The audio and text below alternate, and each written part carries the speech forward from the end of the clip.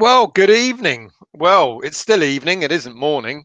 And welcome to the West Ham Network and another late late. And of course, given that Anton is a lightweight and he can only do one show, in an afternoon, we needed someone to step in. And I mean, who better than Mr. Khan? How are you, mate? I get a match ball now, and it's my third time on this show. No, only the proper celebrity guests get that. Oh yeah, I like the fact that you put my name up at the beginning, because when it's flashed up like Stelios and Anton's, I was thinking, better brush up on the old Scottish. Okay, the new. It's a thing. I even dug out an England v Scotland schoolboy program. Obviously, Well, he'll tell you he's not Scottish. No, there you go. Of course not. There you go. No. Now, we're in a bit of a quandary, aren't we? We're in a bit of a dilemma because when I asked you earlier before we set the show up, what would you like to chat about? You went. What did you say to me? Apart from West Ham.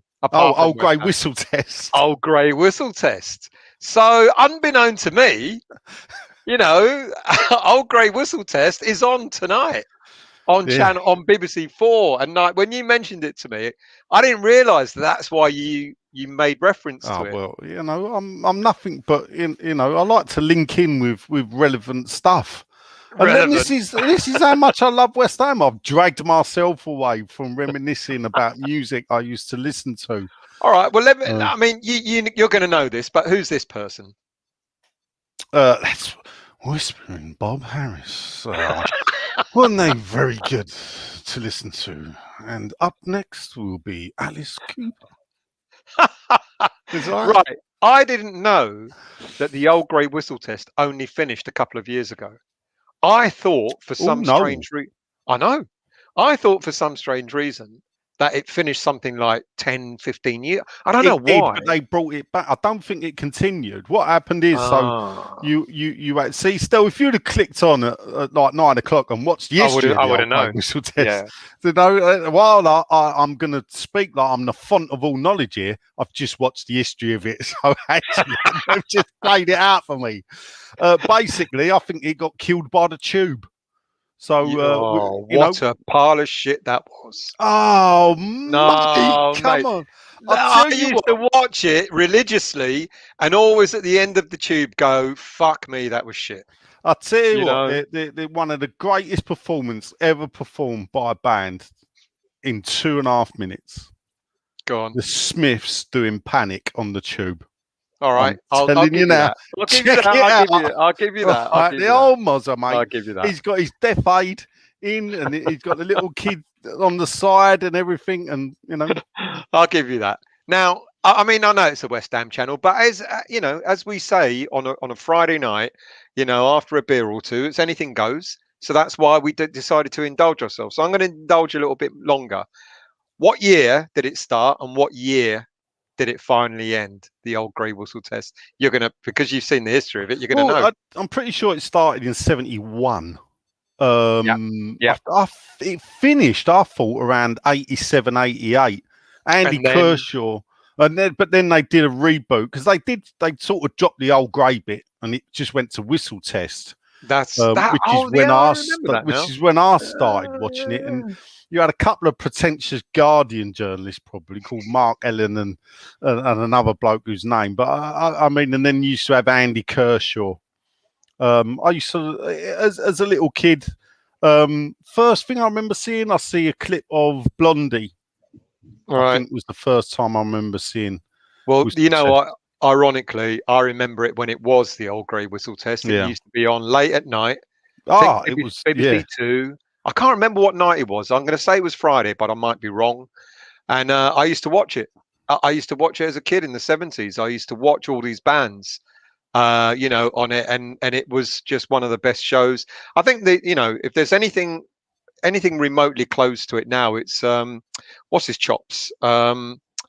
His name was right there. And it's said that Jules Holland with Jules Holland. Apparently, he's the grandchild of Whistle Test. Of Whistle Test, yeah. And remember Jules Holland?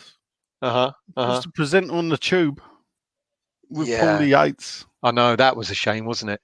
Right. Who was the longest presenter on the Whistle Test? Well, it would have been Bob Harris. Do you know roughly how many episodes he presented? Oh, have a guess. I reckon he did about 120. Well, he did 246 episodes. Wow. And the next one after him? Well, he was followed by Annie Nightingale. But how many do you reckon she did? In 4 years, she probably did about 100. 122. There you go. Oh, there you go. Right, that's our indulgence. And it's actually on. And it's at the corner of my eye. I'm watching it. Joan Armour Trading's being interviewed by Bob Harris at the moment, along with Ringo Starr. That is Ringo, isn't it? I don't know still because I'm in my shed. You're in your shed. I'm in my shed. Yeah. I've come away it from might not be Ringo, and then Gary Newman's on his side. The guy in the middle is Ringo Starr. But anyway, you're going to watch the repeat. So let's crack on and talk about West Ham, shall we? I mean, after I saw you briefly at the ground last Saturday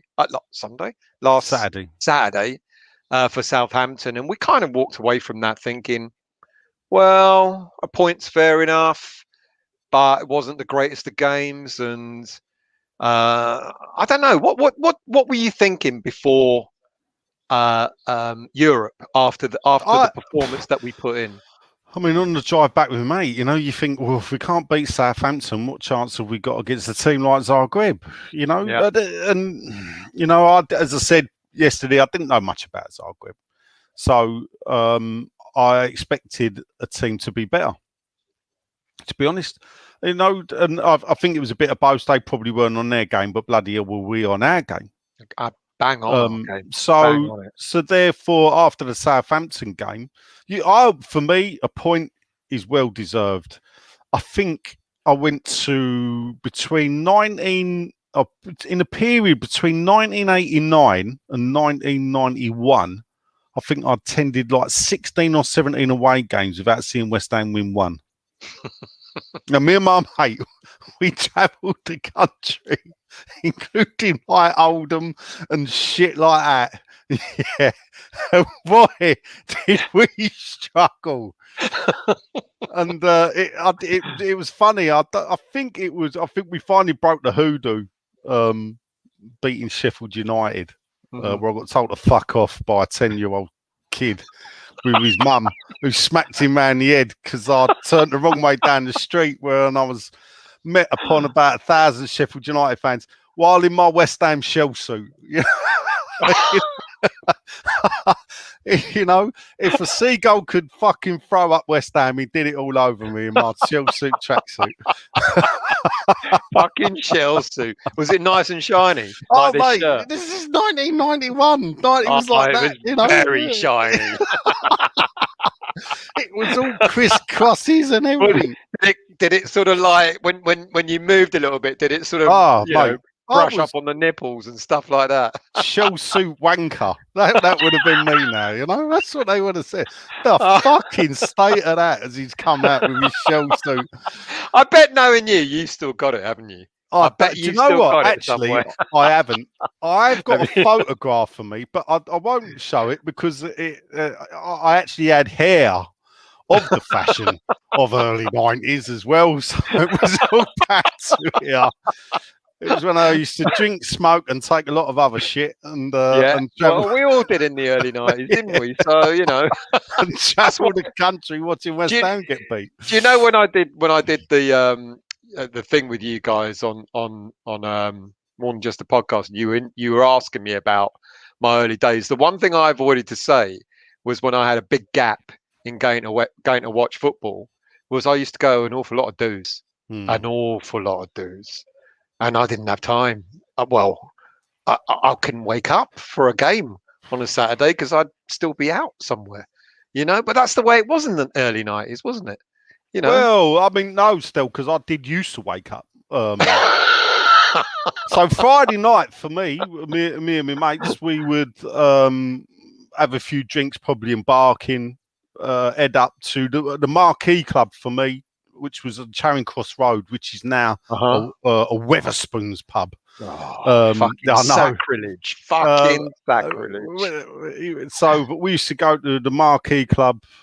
It'd start 11 o'clock at night, and then we'd walk out of there at 3 o'clock in the morning.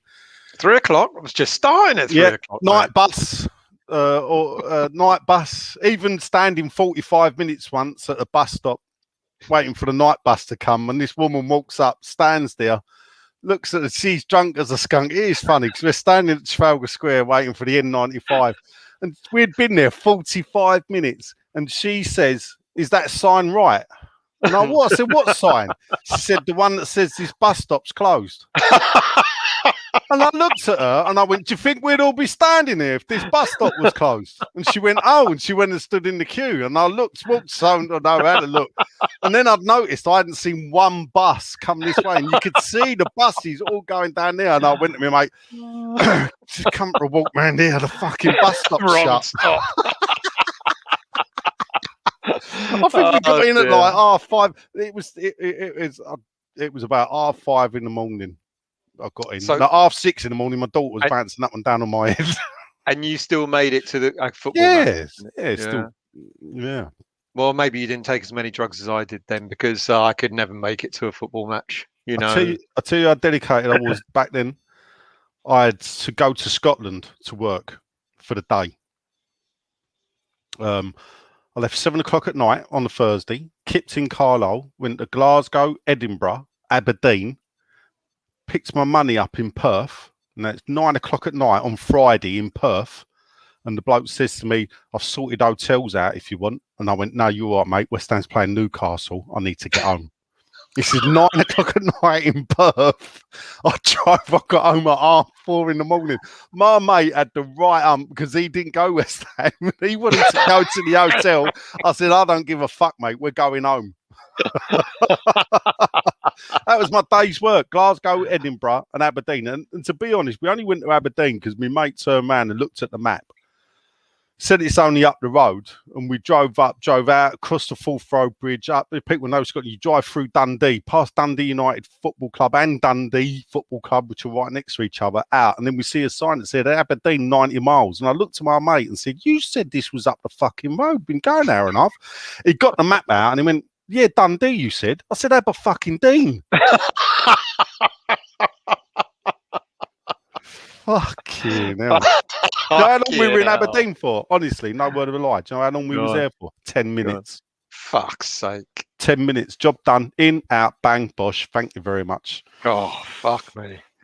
Right. James reckons that it finished in 88 and that was a one-off in there you go. I told you. Yeah, see?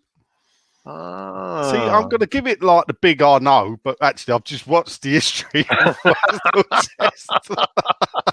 Robert knows it's that. I've got some oldies here, mate. You know, people know. Look at that, Daniela. Started on the 21st of September, 1971. Showing off there. Fucking it's got to be oldies, because let's face it, if you're young, I'd expect you to be out at this time of night on a Friday night. Not watching two sad saps on YouTube.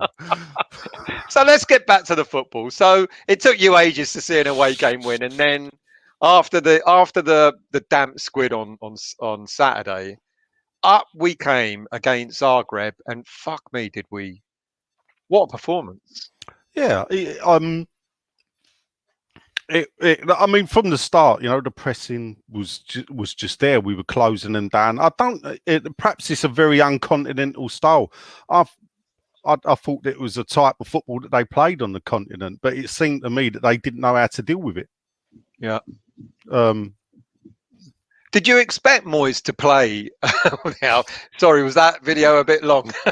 Did you expect Moyes to play that way? Because we've become so accustomed to Moyes when he's playing against, I'm not saying Zagreb's a bigger team, but I guess against opposition that he thinks might give us a hard time, or that we might think are going to give us a hard time. Normally he shuts up shop and tries to nick a point, or, you know, nick a goal. But does he play that way now? I don't know. We haven't seen. Well, we're going to find out on Sunday, aren't we? Well, because we haven't yet played this season. True. You know, and it's going to be interesting to see how he's going to line up against Man U. We'll get to that in a moment. But I was kind of expecting a cagey game on Thursday night. I was kind of expecting us to go, and because ironically Zagreb, from what I sort of read about them, are a team that try and hit you on the break. So, but it didn't look like we were sitting back waiting for them to hit us. I mean, we kind of took it to them, didn't we? Yeah, I don't know. Perhaps they liked the fact then that we were closing them down. Perhaps they were hoping to draw space in behind us. I mean, she is right about the Bowie session. They played a bit of Bowie earlier. I remember watching that when I was a kid. All right. Actually watching the old grey whistle test of David Bowie on the old grey whistle test when I was a kid. There you go. That shows how old I am. 72. I would have been 10 years old. There you go. Anyway. I was 2. Anyway, just on the bottle. We'll leave it there. You have to start drinking in it.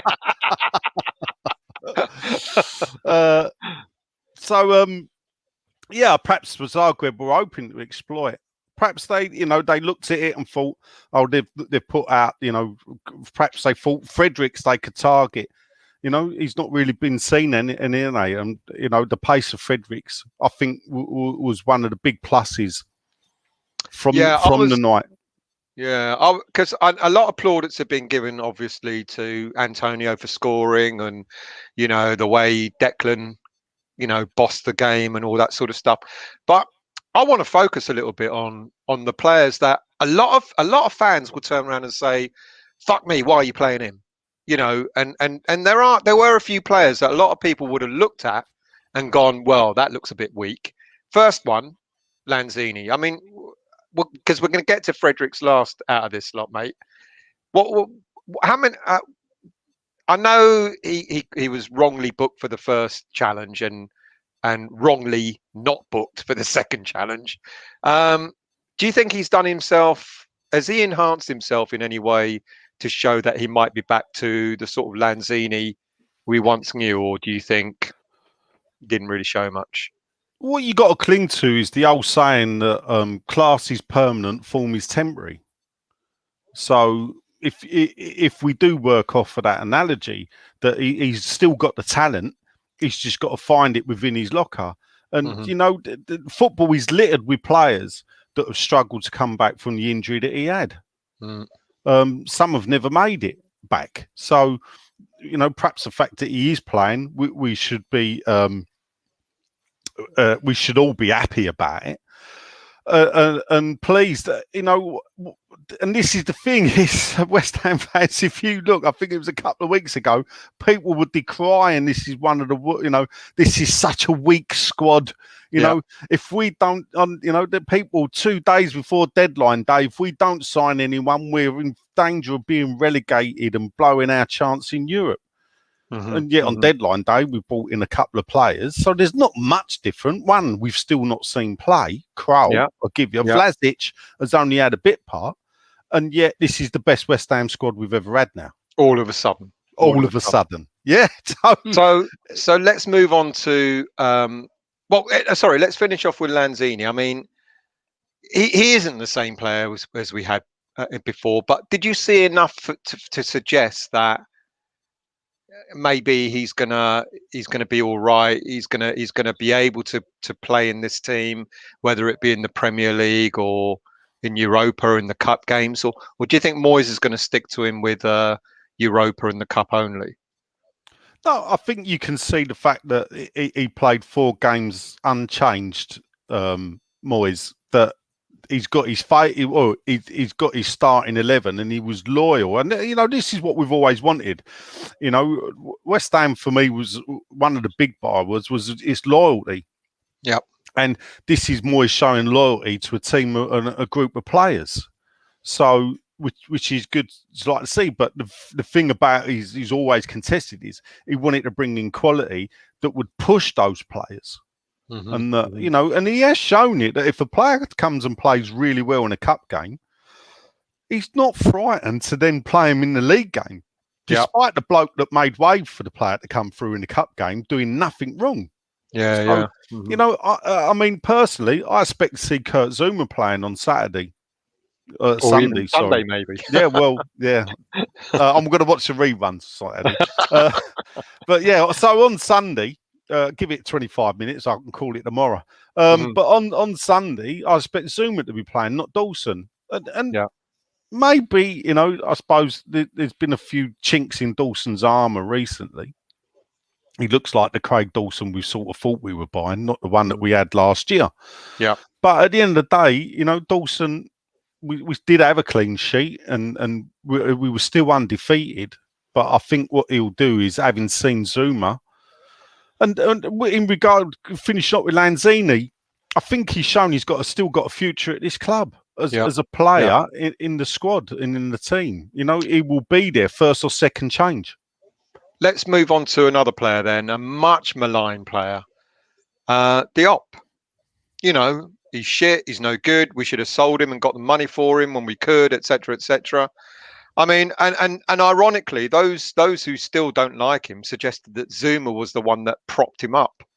I didn't see that. I saw a player full of confidence, unless I was watching a different player. I don't know what you thought about Diop back in defence. Well, I didn't see anyone at the back put a foot wrong. I mean, Diop, I mean, let's face it, 3 months after signing him, Jose Mourinho was raving about this new centre-back that West Ham's bought, and that the scout that discovered him should be given a pay rise. Yeah. You know, so there's a player there, and I think he is a good Premier League standard player. Yeah, I agree, and I think, you know, you've mentioned Zuma, and we'll talk about. Well, we might as well talk about Zuma now with Diop in mind. He was, I mean, he was in just superb in defence, wasn't he? He's the Zuma that we spent an awful lot of money on. That we know what we got for that money, don't we? And you just mentioned he's almost definitely going to start at the weekend. Yeah, you know, he's had a career at Chelsea, hasn't he? So they brought him in when he was young, and he managed to actually. When you look at the players that Chelsea have discarded, that they've brought in when they're young, and that they've let go, that are actually playing now for top teams in the country. I'm not saying that that, you know, that Zuma's that type of player, but I think that when you look at him, he is, and he's a French international as well. And you know, when the fact that he had a career at Chelsea after going there and going out on loan, I think he went to West Brom first. He went to Stoke. Oh, was it Stoke? So yeah, you know, he's done Everton. He's done the rounds. So what is he? 26. 26 years of age. He's got 6, 7 years. 6, 7, 8 years. He plays to 34 like Oggy. We've got 8 years in him. Oh, and Oggy's going to be giving a new contract, apparently, by the way, as well. I'm expecting a 1-year extension because he's in his last year. But that's good news as well. But with Zuma at the back, do you think, because people are saying, Anton keeps saying, you know, Ogbonna can't play alongside Diop. They're too similar. I don't see it. I don't see that. But maybe because of the way their defensive style, maybe they sort of they play the high line, but maybe not in a good way. But with is Zuma a better partner for Diop? Is that why Diop looked good, or like you say, I think Diop is a very decent Premier League player. So is it because of Zuma, or are we going to see more of Diop over this season as well? I think that depends realistically. If you're looking at the moment, your best two pairing, you've got to go Ogbonna and Zuma. If you're going to go your best two pairing. So I suppose what he's got to look at is the cups, but also Ogbonna's not going to play 38 league games. No. And I don't think many of them will they? No, and that's the thing, you know, but that's why Moyes wanted, you know, 4 centre halves to be able to, at some point, he wants all 4 of them playing together. What you don't want to have is you don't want to have just Zuma and Diop together and just Ogbonna and Dawson together, because if it all changes up, and whatever, he wants them all to be able to understand how each other plays. So he can have Dawson and Diop. Don't panic, people. I'm not advocating that. I'm just saying it's a possibility. Yeah. You might see that in the cup. You might see Dawson and Diop in the cup. At the end of the day, I don't know. For the cup game, there's a bit of me that thinks, there's 4 trophies that we're entered in this season. The League Cup is the easiest one to win. We're gonna win something this year, aren't we? Well, we are gonna win something. I've got that. I don't know why I'm thinking it, and I know, people call me a bit over optimistic at times. We're going to win a cup. I know we beat Zagreb, right? But let's face it. I'm not saying it just based on that. No, I know, but people, you see people thinking we're one of the favourites for the UEFA Cup, and you're thinking you got the likes of Roma, Napoli, Leverkusen. There's Frankfurt. Good teams in there, and then the teams that drop out of the Champions League. And then you got that to contend with. But and actually, that's a good point, because what we don't want to do as well is be in the playoff to get through. Even though it would have been nice to have had an extra game, but if we can win the group, that was the hardest game we was going to have in the group. I think we better not take the other 2 teams too lightly, because. There was another game in the group, obviously, yesterday, and that was Genk against Rapid Vienna. And Genk won it. They were playing away from home. They won 1-0. And ironically, the player that's been linked to us all summer, or one of the many thousands of centre forwards, was Onuachu, who scored the winning goal in the dying minutes, something like that.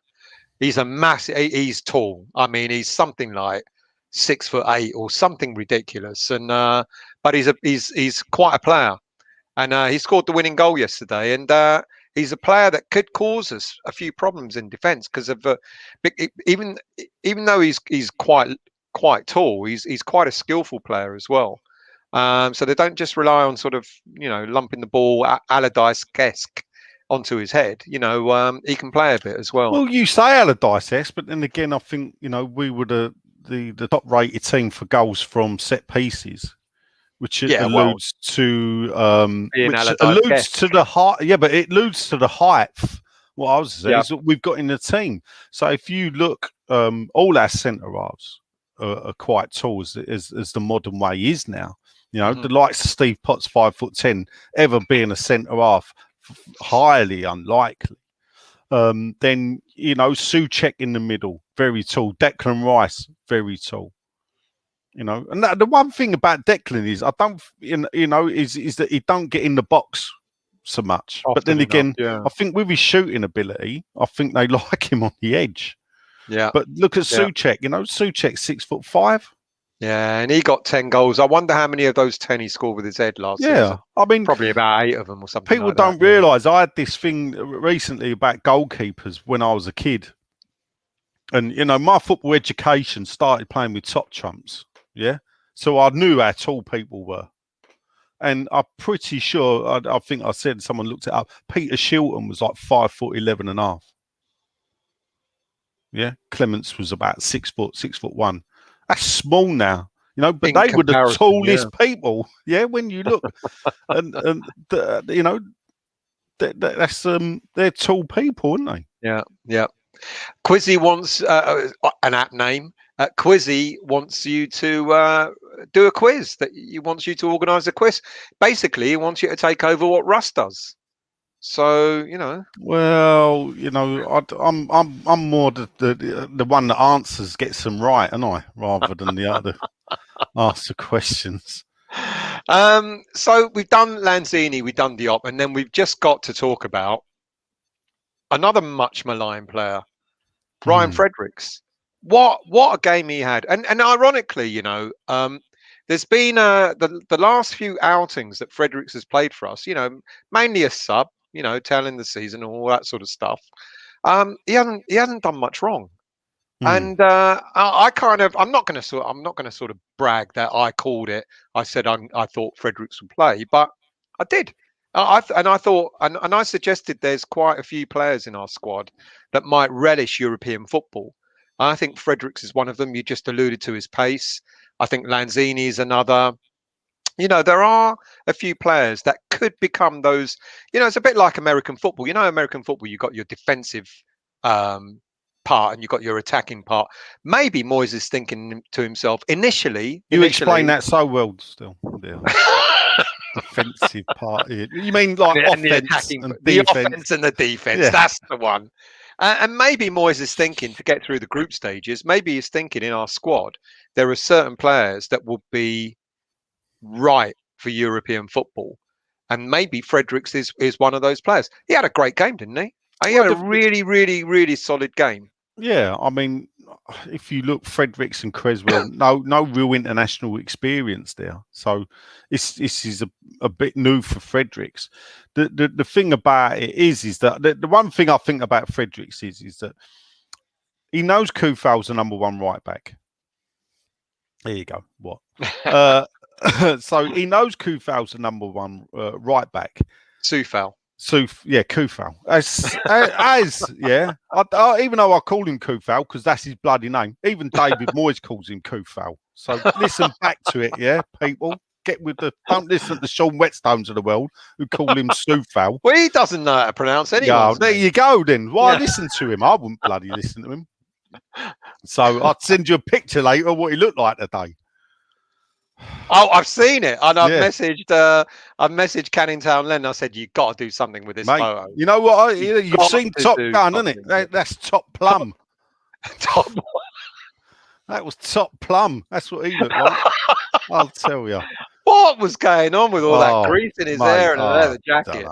I mean, honestly, Canning Town Len has got to do something. I wish I'd loaded it up now. Yeah. Got to do something with that photo. But yeah, no. What I'm back to Fredericks with Koufal. Koufal is the number one right back. Fredericks knows that. Is there less pressure on him now when he plays?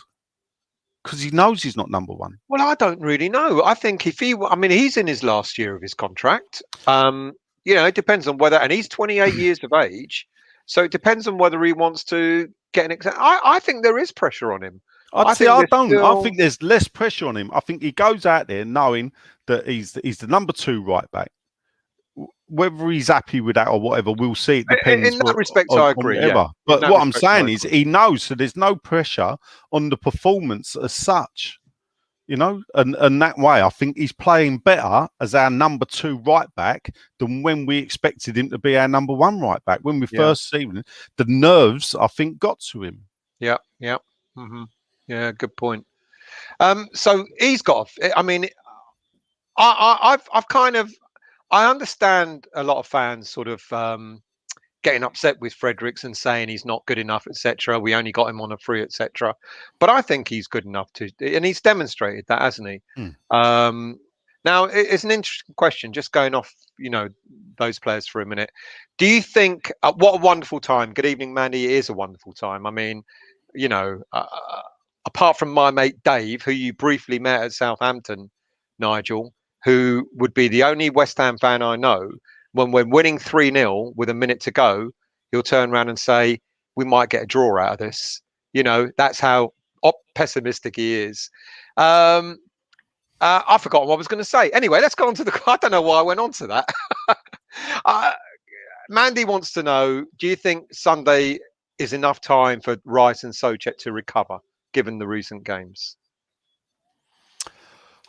I could bore you with 1981 over and over again, but we got to the final of the League Cup. We had a replay. They played 42 league games. We played 6 games in the European Cup Winners' Cup, and we actually played. We got knocked out in the 3rd round of the FA Cup. But for the kids listening, we played 3 games in that FA Cup. Yeah, 2 replays against Wrexham. 61 games. Yeah, I think we used about 15 players. We used 15 players in 1 game now. Yeah.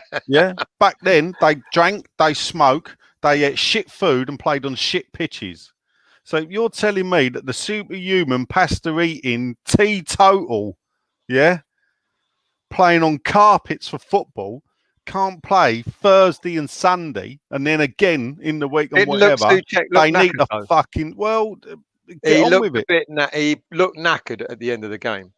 Well, he's had a couple of. Listen, they'll have a couple of days rest. You know, the club ain't stupid. We've got physiotherapy. We ain't got a geezer running on who got the job up his dad with a sponge and a bit of Ralgec, spraying it on. Go on, son, get back. You'll be all right.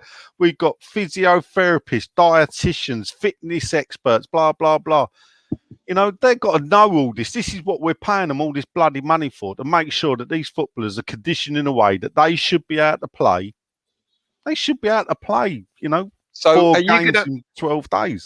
Well, let's talk about one more player before we start talking about Sunday. And that, we've spoken about Zuma, who made his debut, and Vlasic, of course, made his. I mean, I know he came on for a few minutes against Southampton, and he looked decent that day. What did you make of his full debut on last night? It's probably a good game for him to make his full debut back in Croatia. Obviously, he was Ajax split player, which is, basically like a Michael Owen. Well, not a Michael Owen. What would it be? It'd be like, Cantona going back to play at Anfield, something like that. A Man United player playing at Anfield for another team. He's going to get absolutely dog's abuse because they ain't split. So, but at the end of the day, it's familiar territory, isn't it? Back in the country and playing a team that he's going to know a lot about. He plays international football with some of them. So it's a good game for him to come into. I'm not sure he'll make it the starting 11. I'll be surprised if he makes the starting 11. My money would be on Yarmolenko.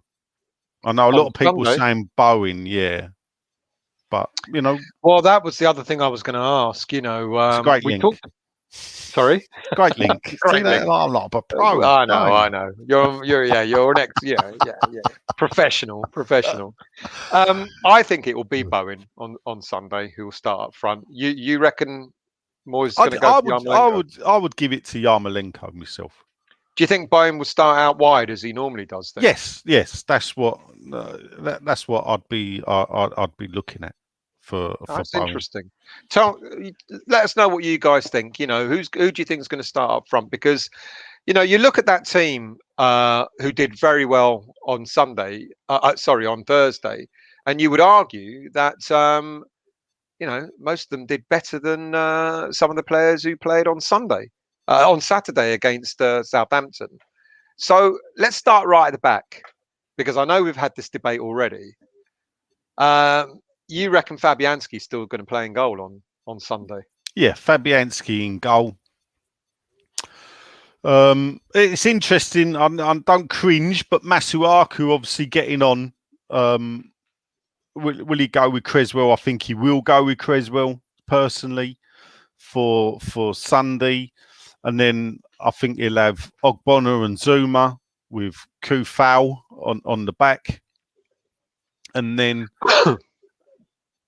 shall I go straight into midfield, or did you want to Well, let's stop there. Because I think Areola's going to start on Sunday. Right. I think the statement that Moyes made in playing Fabianski, you're right in what you said earlier on in the evening about, he's loyal to his players. But I think to me, it was a surprise that Areola didn't start on Thursday night. And I think that's a message that he's going to go with Areola on Sunday. And then you're going to see Fabianski in the cup game. But you mentioned Masuaku, and Anil's saying, well, you all know what I think of Masuaku. If he defended better and delivered more goals and assists and all that sort of stuff, I'd call him a decent player. But he flatters to deceive. But Anil asks, if you're going to have Fredericks ideally as a wing back rather than a right back, would Masuaku be the balance on the other side? Well, I mean, actually, that brings up is a lot of slack or stick given to Moyes in times was there was no different way of playing. But actually, he has got a different way of playing. So instead of playing 4 at the back, he can play 3 centre halves. So because he's got the 3 centre halves or 4 centre halves to choose 3 out of, or he can play Creswell there as he did in the past. Yeah, with Masuaku out wide. The reason why Masuaku looked really good before he got injured was because he was playing that way and he had Creswell covering him. But that takes away. That means you take away a midfielder. Good evening, Mark Douglas from Ohio. Welcome, mate, and thanks for joining us. You play Masuaku there, and that means you're going to have to drop. You're going to have to drop one of our midfielders, and Souček and Rice will start. So let's go with the three at the back. Let's go with. Well, I think Moyes would more utilise the five at the back tactic in Cup rather than in the league. I think we've got his, yeah. I think he likes his four at the back. You can either call it 4-5-1, 4-3-3. That's how I like to call it, a 4-3-3. I want to address this from Mandy. Mandy, could you pass back to the goalie back then? Mandy, the goalie used to be able to pick the ball up. That's in the good old days. In the good old days, I could pick the ball up. I could. Yeah. Sometimes I was allowed to bounce it. Yeah. And then, or I'd have to roll it. Yeah. There was one rule. I think for a period I'd have to roll it to the edge of the area and pick the ball up, and then kick it. And then right at the end of my goalkeeping career, I could catch the ball on the byline and walk to the edge of the area. When did the 6-second rule come in? Well, how long ago was that? But that died of death. About 20 years. No, it ain't died of death. That's still there. Not? Yeah, I just referees can't count past 6. I don't know. I thought it stopped. No, the 6-second rule still valid. Goalkeeper's got 6 seconds. That's the thing. They can catch the ball. They can run around the area as much as they like with it without having to release it or whatever. But you suppose still only got 6 seconds. So I think what they do is they give a bit of leeway. They allow players to clear, and then if you keep hold of it, then they've got to let it go. But it's very rare to see it blown up now, isn't it? I can't remember the last time. I don't remember the last time. Absolutely. So we've got. So you reckon it's 4 at the back for Sunday, and maybe 5 at the back for next Wednesday. Yeah. So you've gone with Soufal, you're going with Fabianski, Soufal, Zuma, Ogbonna, Creswell. Yeah. Declan and Souček in the middle. Yeah.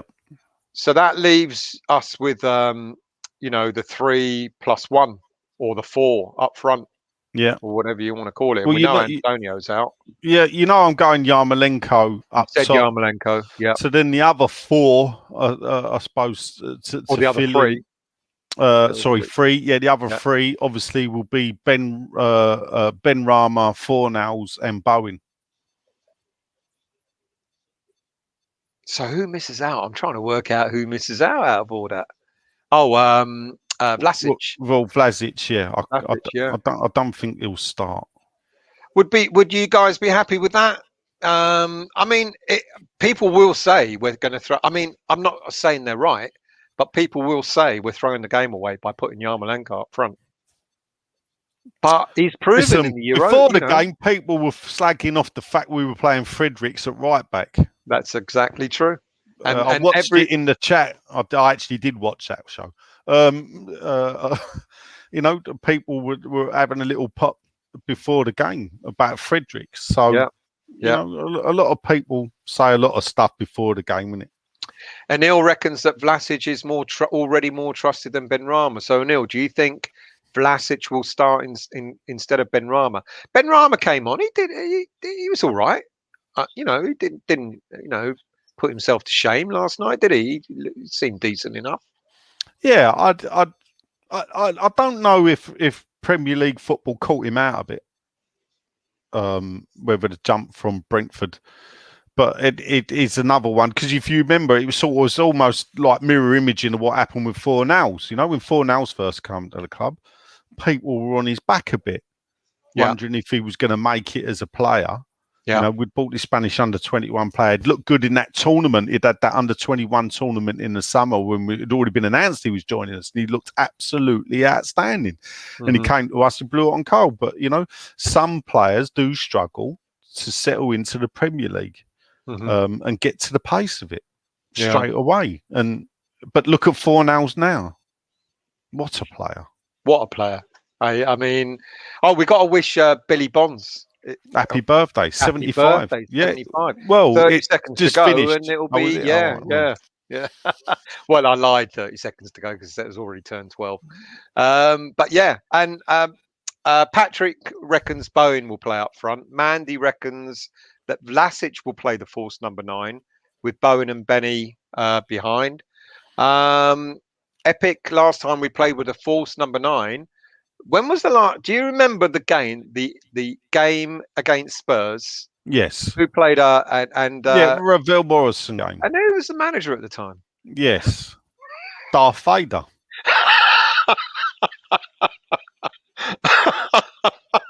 I mean, apart from the fact that he was the manager at the time, did you? That was a great result, wasn't it? Not playing with a striker, or because I wouldn't remember what fans were saying. I reckon he must have got absolutely slaughtered for not playing a striker in that game. I don't know. I think it was due to injury. I think that was the reason why. I don't think it was a tactical. If I remember rightly, I think it was down to injuries that sort of forced his hand. It paid off for the scumbag. So, you're not going to credit him, I told you time and time again. If I had my way, I would just, erase those years. We would sack Avram Grant. And then we would just jump forward 4 years to the appointment of Bilic. And people can celebrate the playoff final at Wembley as one of their greatest days. We were fucking shit that day. We got outplayed by Blackpool. We were lucky to fucking beat them. Yes, I was there. Yes, I was glad that we won. But there was no glory in becoming third in that league when we had the best fucking team that we should have won it hands down. Yeah, but the fact that Reading won that league when we were 17 points clear of them in December, people don't even realise that. It shows you the type of tactics Allardyce used. I've said his name, you bastard. You made me say, spit get the soap. That scumbag. Yeah. So, every time he's sacked, there's a little bell that rings in my house. Yeah. Fuck him. Someone hire him just so I hope he gets another job just so they can fucking sack him again. And now he's lost the crown of never having been relegated. It's typical him, isn't it, that he gets relegated and he decides to walk away rather than saying, there you go, isn't it? That sums the man up, isn't it? Helen says Moyes has got some important decisions to make this weekend. Wouldn't want to be in his shoes, but isn't this what he's relishing? And isn't this why he's improved the squad or added to the squad or however you want to put it? This is exactly what he wants, isn't it? That he has to have to make difficult choices when it comes to picking the first 11. I think the experience now, we can see the experience that Moyes has gone through managing. Blimey, I remember him 20 odd years ago losing a playoff semi-final, I think, with Preston on penalties. The story was that Alex Ferguson wanted him to be his assistant before Steve McLaren, but Moyes didn't want to go and be his assistant. So, and we all know, Fergie thought so highly of him that he was handpicked to replace him when perhaps others at Man United wanted to go down a different road. We can see the experience he gained. We all hoped we'd get the Moyes from Everton. Not the Moyes from Sunderland, and even his win record at Man United was pretty decent. It was. It was over 54%. Yeah, I think it was 57 or something. It just wasn't. Unfortunately, like Lou Macari coming after John Hull. It's funny how history there is repeating itself in the fact is that, the last great manager Man United had before Fergie was Busby. And when you look at what they went through with replacements after replacements until they actually found Ferguson. So given that we're talking about Man U, I really, really want to try and avoid between now and the January transfer window talking about transfer targets and stuff like that. But the papers are full of two things really, ongoing and ongoing and ongoing. You can't fucking get away with it for love nor money. And the first is Declan, continuously much more linked to Man U now than any other club. Yeah. and people are talking about that Declan still hasn't signed his contract and he's going to down tools and he's not going to want to play for West Ham after this season, etc. The way he played last night and the way he's been playing for the last season and a half, is he the sort of player that to you looks like he wants to jump ship? No, but I think he's the ultimate professional. So he understands that you have to turn up and play the game to your best and your peak ability, no matter what. Now, it's up to Declan, really. I think whether he stays or goes. I don't think it's up to West Ham. But isn't he? I know, mate, but isn't he enjoying himself? I mean, he looks like a man that's relishing what is going on at the moment. I mean, apart from a lot of people will say the bittersweet, Euros, where we're so close to winning, England winning the competition, and him, being on a high, getting that far, and then the low of losing in the final. And then being the captain, leading West Ham United out as the team captain last night, you could see the pride oozing, and it's what the thing is, and what we don't know, which is good. It's good in a way, realistically, is what is Declan's personal ambition for his career?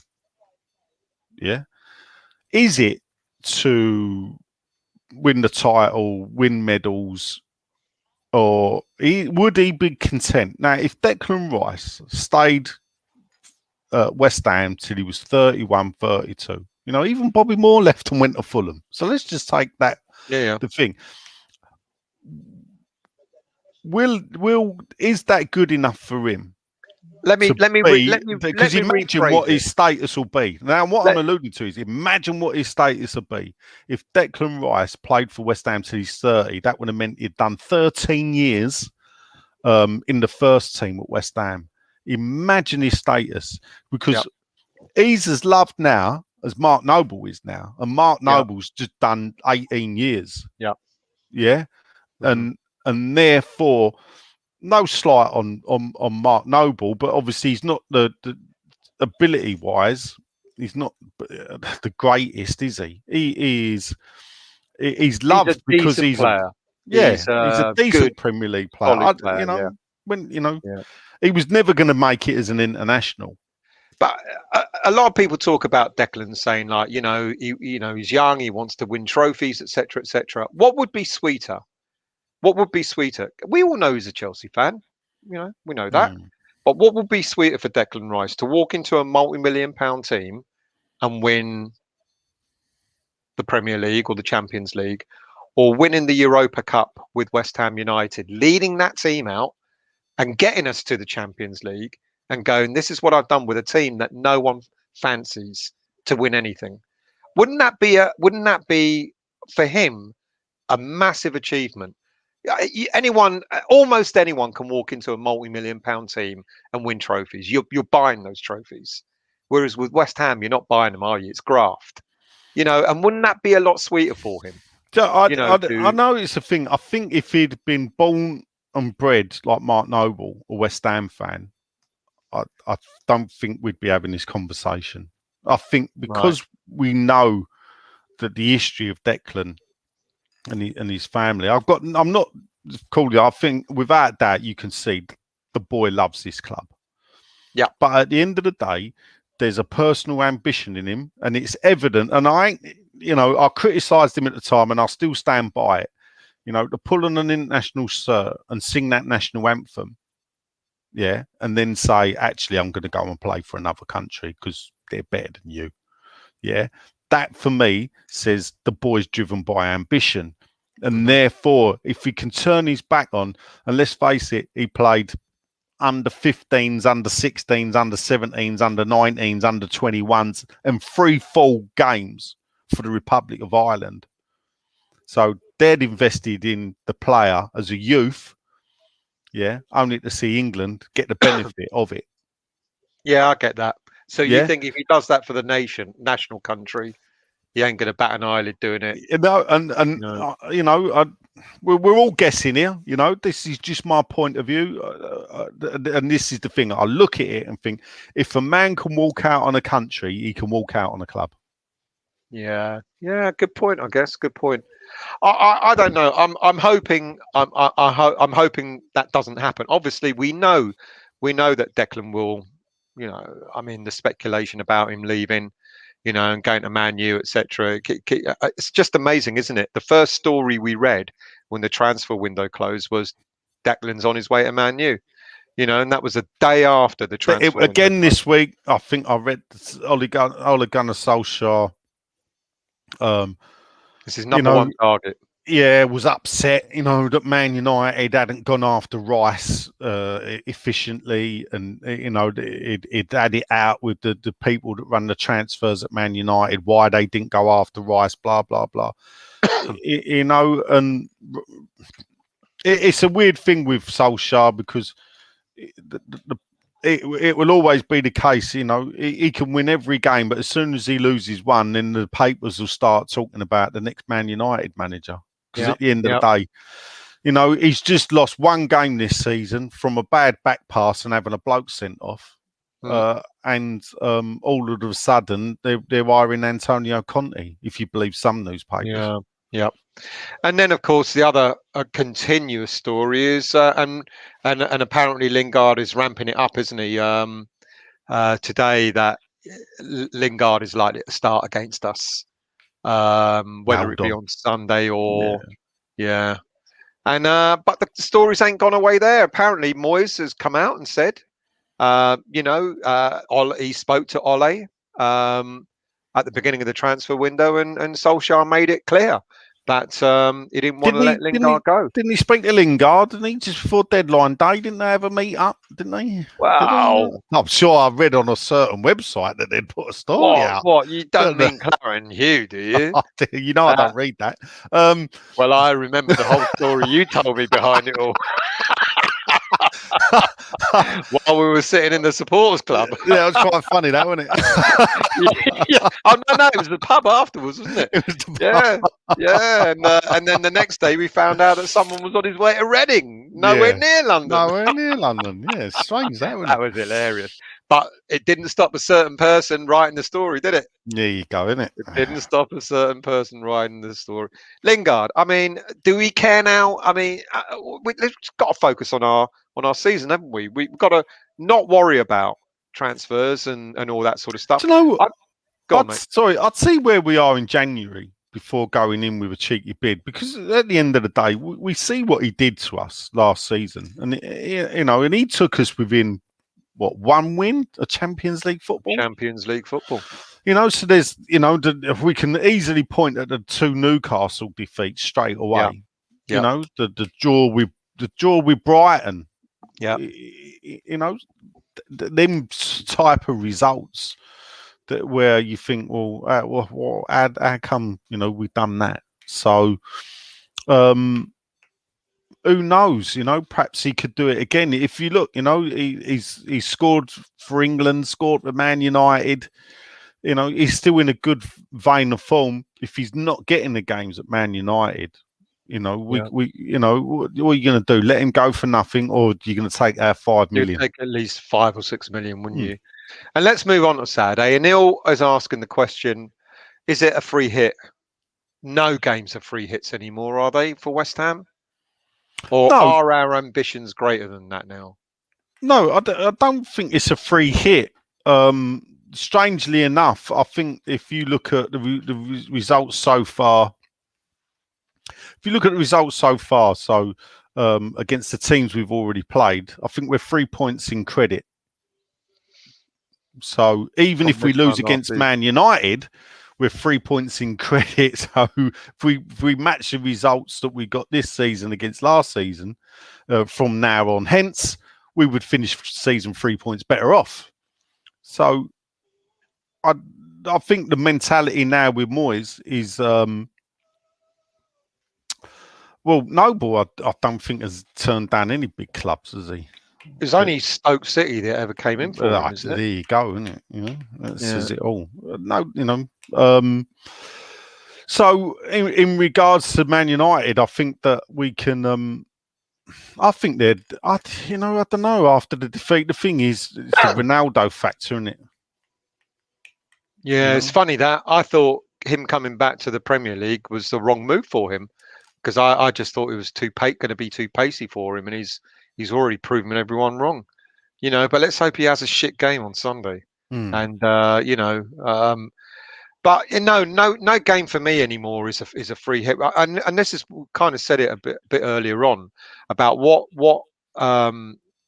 approach will David Moyes take on Sunday, because I think if there's anything if there's any criticism you want to level at him, is that when we played these bigger teams, if you want to call them that, there's always that notion that Moyes will go very safe and try and nick a point.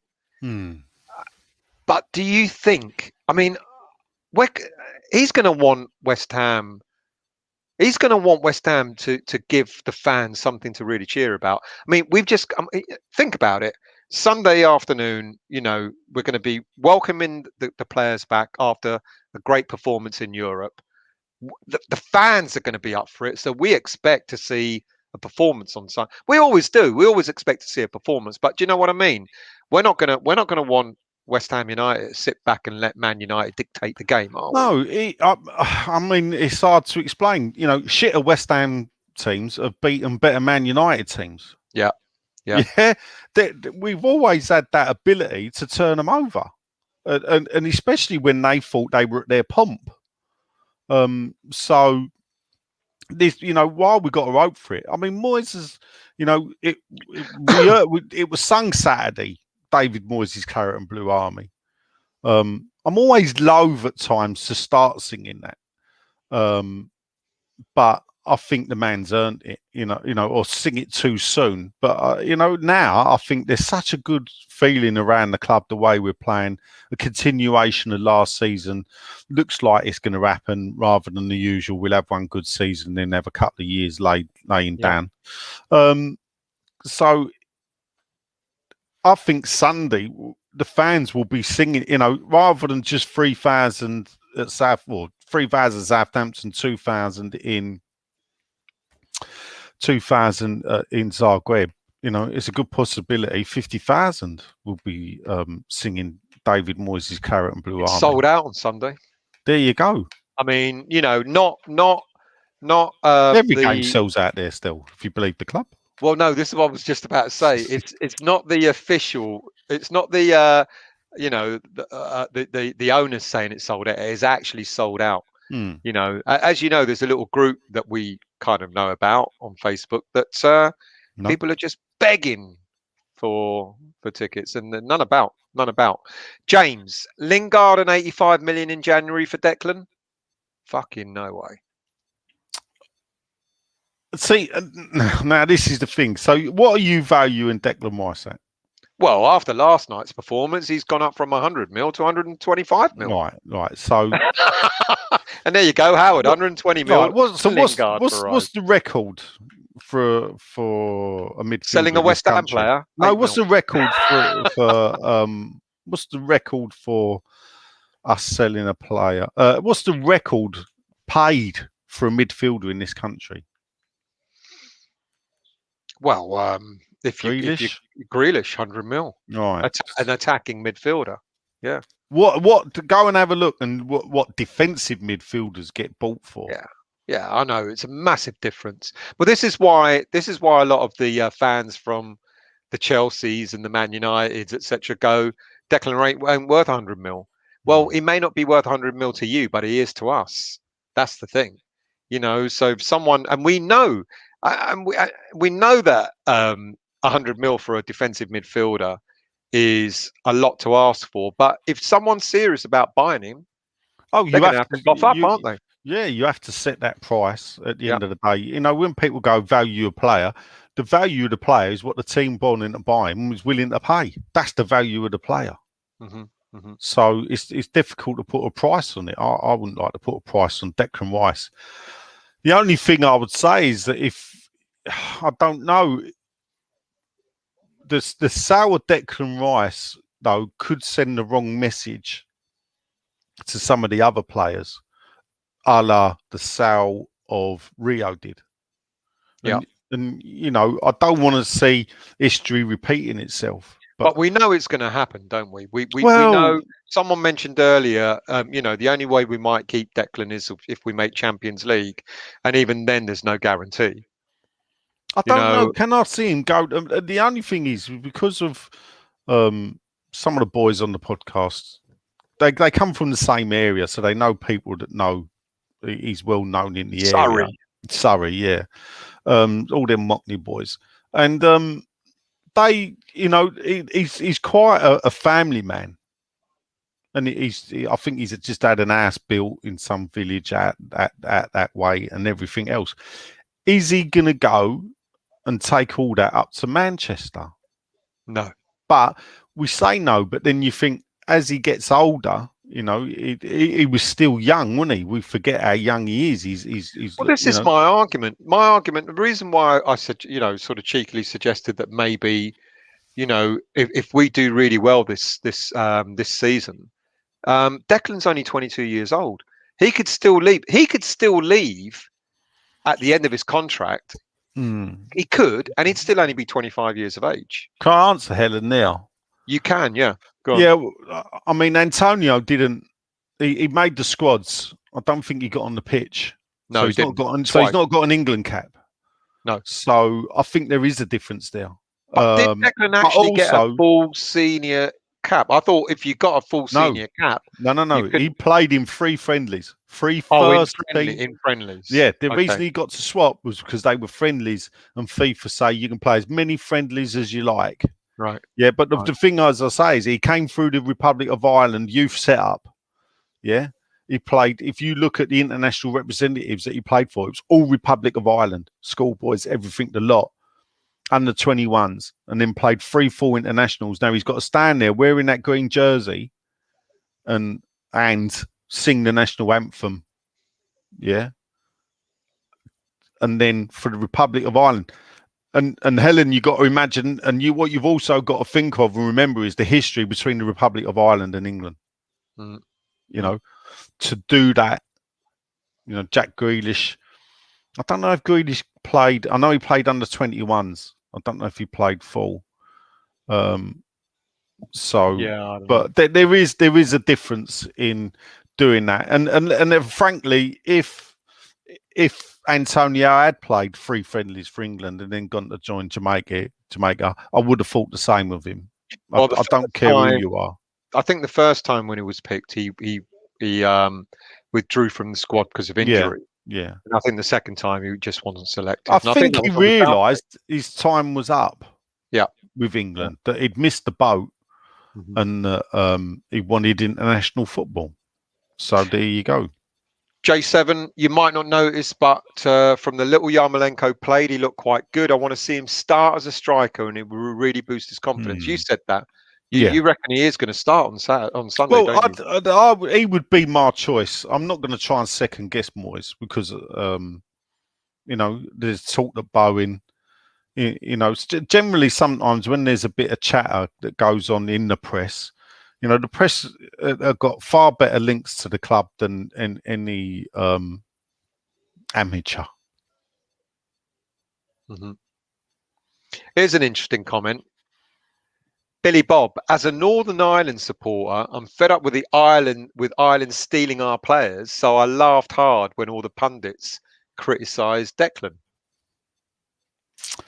Yeah, I mean, Billy Bob perhaps can explain a bit better. I think there's a thing that the Republic will give anyone from the north. I don't know if it's Catholic, but anyone from the north, a Republic of Ireland passport. So I think if you look at James McLean, he will say he comes from Derry. You know, without getting all political, you got the London Derry and Derry. It's the same place. I got educated about that with my brother's friend at university who came from Derry, and when I said the word London before it, educated me. Yes. Yeah, yes, you know, and then, but when you listen to the education and the story of the backdrop from their side, I've got sympathy for James McClean without dragging up politics and whatever. You know, I fully understand why he does and takes the stance that he does at the end of the day. Kyriakos says, "I see is he related to you?" He's ironically, his first name is similar to my surname. There you go. I did ask him before whether he puts his surname first, and he said no. I'm Kyriakos Andrea. You know, so yeah. Anyway, I see us losing the Premier League game, but see us winning the Cup game. What do you think? I know I'm being cheeky, but I think we're going to win on Sunday. I think we're going to win on Sunday, and I don't know what's going to happen on Wednesday. And I kind of want us to take the Cup seriously, but I think of the two, I'm more confident about winning on Sunday. Yeah, I'm going for a draw Sunday. Are you? I think on the podcast I said we'd lose though. So, but I've sort of, but then again, I said we'd get beat by Zagreb. So there you go. What do you know about football? Not a lot. Not as much. Not as much as Sean, of course. No. Did he go for a 1-0? He went for a 1-0. Well, you know, only if Len didn't beat him. I can't remember. He gets the ump now, doesn't he? Neil, hello, mate. That dud striker we sold for 10 million quid scored 4 goals in the Champions League debut with Ajax the other night. I will say, I know you smirked when I said this. I still maintain, had we kept him for the whole season, we'd be playing on Wednesday nights European football rather than Thursday nights now. You want to come back on me on that? People say, I hasten to add, people say, oh well, he's still shit because he's playing in he's scoring goals in the Dutch league. Well, that was the Champions League. He scored 4 goals in. You know, I don't know. Does it matter? Yeah, I mean, you know, 4 goals is 4 goals. So no, look, at the end of the day, he had a great season at Frankfurt, where he played in a formation. A great couple of seasons, not just one. The story I got told was a great season. Okay. Yeah. So he had a great season at Frankfurt. So, and then the text I got when we signed him was, let's hope we get the Haller that played last season, not the season before. Yeah. Yeah. So he had a great season at Frankfurt, playing in the system. With us, he had a fantastic start. I thought, looked a great player, scored some great goals. Did Pellegrini use him in a better way than Moyes? I mean, here's a question from Schmeigel. This is just what I was going to allude to. He got injured. He came back. Pellegrini got sacked. He's then faced with Moyes trying to play a different way of football. At the end of the day, you can't argue the fact is that, you know, Pellegrini ball weren't working, was it? For us. No, it weren't. So actually, Moyes was right to come in and change it. But the funny thing about it is that I think in 19 games, Moyes got 1 or 2 more points than Pellegrini. It wasn't the greatest. So, actually, when you look at it on that face, one could argue that Pellegrini would have probably done as well as Moyes did in those first games. You could also argue that lockdown turned up at the right time. It sure did for us. He sure did for us. Neil, they say Haller was lazy, but he was 3rd in the distance travelled list for Ajax on Wednesday night too. So he did a bit of running as well. That's because he sat at the back of the plane, so he had further to walk when he got off. What does that mean? He travelled 3rd distance. They all travelled the same distance, didn't they? They all go the same pitch. I think what he means is on the pitch. On the pitch. Daily Crossman. Haller would not adapt his play for us. He obviously felt he was more important than the team. Who knows why it didn't work for him? Who knows? The funny thing is that in pre-season, I know it's pre-season, whatever. He looked really good when he was linking up with Diagana. And then we when got the up, we sold because we were thinking, "Oh, this because this Diagana Alla link up looks absolutely fantastic."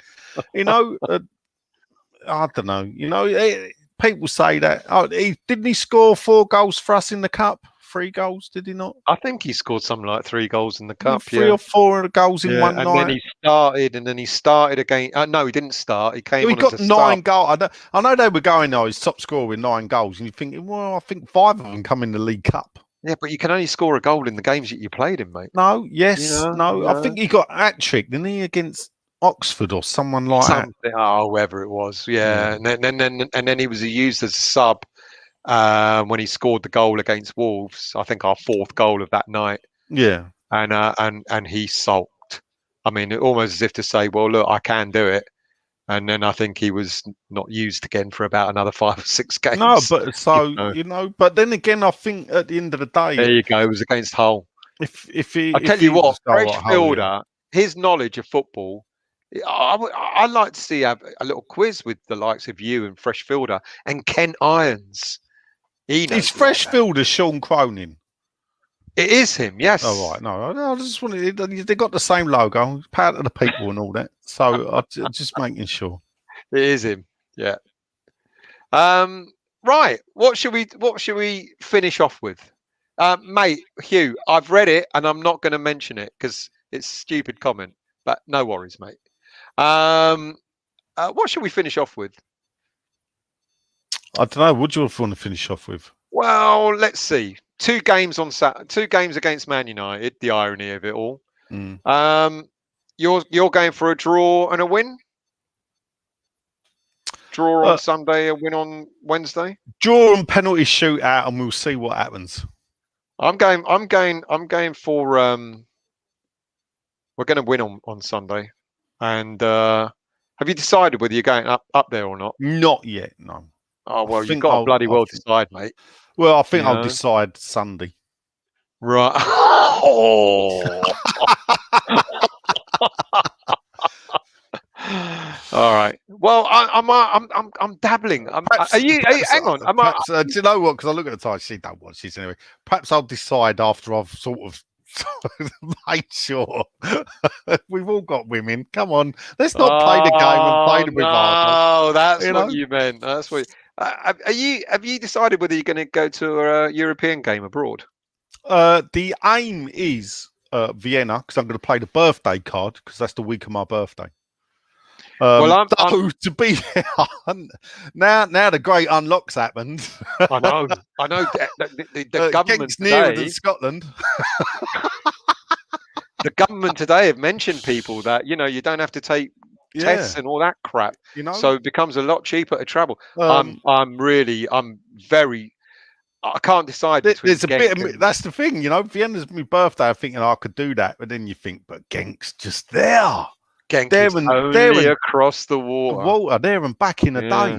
I know, mate. Well, no, Vienna can be done in a day as well. It'd be a push, but it can be done in a day. Yeah, but Genk, I'd look at a train, and then I ain't got to get on a bloody plane. I know. I know. It is. It's fucking tempting, isn't it? It is tempting. Or maybe we'd do both. Maybe both. Listen, I did work for 6 months last year. I'm not sure I can justify. Well, I'm throwing the birthday card as well because the Europa League final on the 18th of May next year is the day of my birthday. Right. So it is a thing for people, yeah? When do you start booking Seville? When we get into the quarterfinal. Quarterfinals. Quarterfinal. Yeah. Right, you book a flight that you can cancel when we know we're through to the quarterfinal. That's what you do, mate. All right. That's what you do. Personally, I'd be going earlier.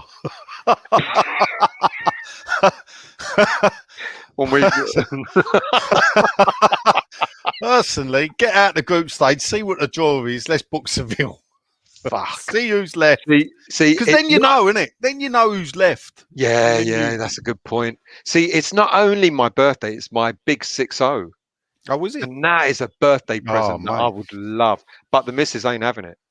She wants us to go to fucking, I don't know, like fucking West Indies or something, Caribbean or something like that. Ah, well, fuck. I wanna go. I mean, well, look, what's today's date? It's now the 18th of September. So next week is the day we played in Palermo. Oh, the infamous Palermo saga. Can't be forgotten because it's the wife's birthday. You took her. You. No, that's the bit I didn't know about. You took her to a football match in Palermo. No, I took her for a week's holiday. I flew out on the Monday, all right, and we flew home on Saturday afternoon so I could get home for Sunday to watch us play. Oh, mate, I could do a whole show just on that week. Mate, I've heard most of it. Just, you know, how they treated, because the main bulk of West Ham fans turned up sort of, a few more arrived Tuesday. Wednesday, manic. They had a game. It was like huge. The day after the game was actually, we actually got treated better the day after the game. Yeah. And when I say got treated better, they weren't throwing bottles at you. Well, no, I remember I sat down at a restaurant to get something to eat, and it was like a game of like, well, I ain't fucking moving until they serve me. And 45 minutes later, they've still not cleared the people's cups and everything off the table. And then they come and cleared all the stuff away and walked off without taking our order. I booked an hotel up a mountain overlooking Palermo. It was a lovely view, believe me. I bet it was. So the cab drivers there were fucking murder. I mean, like absolutely chronically worst driving in the world ever. So I thought, well, let's get a bus into town, and they had a courtesy bus that took us a third of a way down the mountain to the bus stop in this little village up a mountain. It was like a chapel and a couple of houses and a bus stop that took you to John Lennon bus station, which was a John Lennon bus station. John Lennon bus station. John Lennon bus station was basically like a bomb site where they parked the buses. Yeah. And that's what it was. So anyway, that's fine. So when we get the bus back, the bus gets off, I'll ring the hotel up and say, when's the courtesy bus coming down? And they say, nope, we don't pick you up, we only take you down, you have to walk.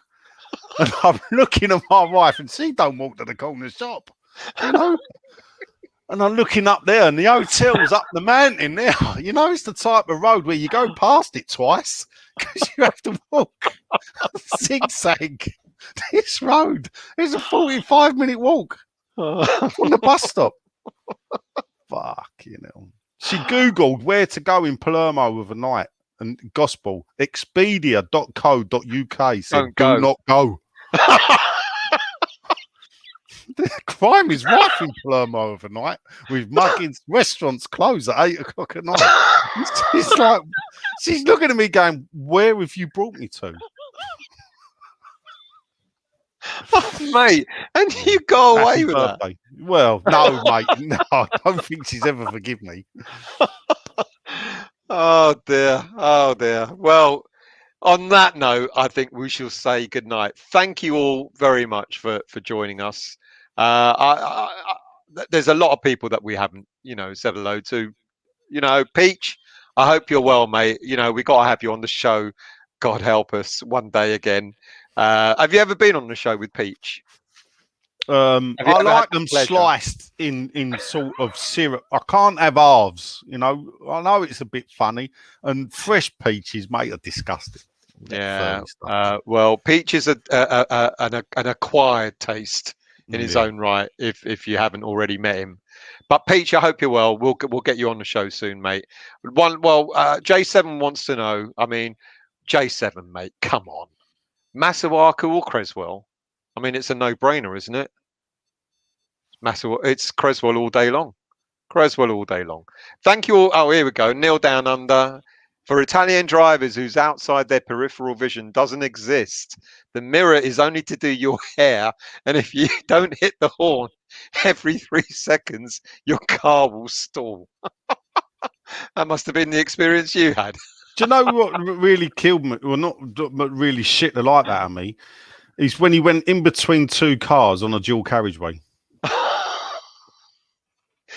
You clearly haven't been to Egypt, have you? I have been to Egypt. Have you seen the drivers on there, mate? Well, I was on a coach, so on a coach going up a fucking mountain when the fucking driver thinks he's fucking Sterling Moss.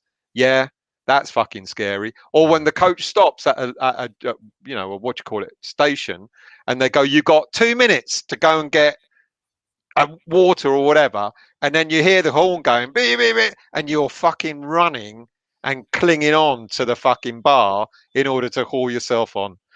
But I think your story for Palermo beats it, mate. That's it. Thank you. You've not been in North London. Can't be that bad, Daniela.